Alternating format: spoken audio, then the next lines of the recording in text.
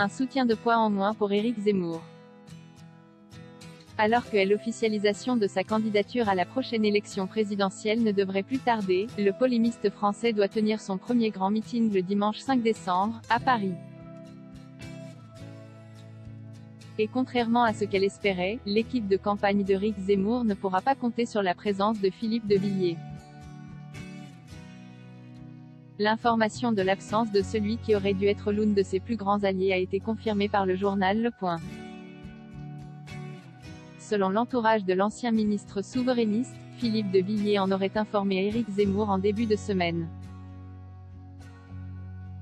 La raison, il craint qu'un soutien trop affiché à Éric Zemmour ne nuise à la réputation du parc du Puy du Fou, à la réussite duquel Philippe de Villiers est particulièrement attaché.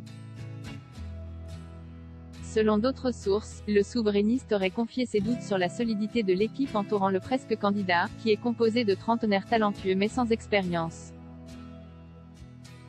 Alors que la candidature du journaliste polémiste d'extrême droite devrait avoir lieu avant la fin du mois de novembre, Éric Zemmour peine à progresser dans les sondages, à cause notamment à des complications de financement.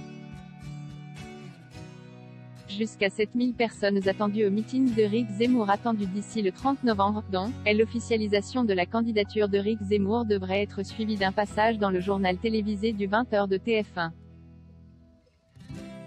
Son grand meeting du 5 décembre devrait voir entre 5000 et 7000 personnes pour relancer une dynamique qui semble s'essouffler au fil des semaines.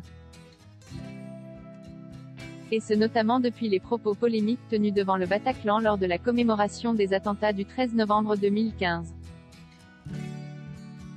En attendant de voir comment les choses se passent, l'absence de Philippe de Villiers fragilise encore un petit peu plus Éric Zemmour.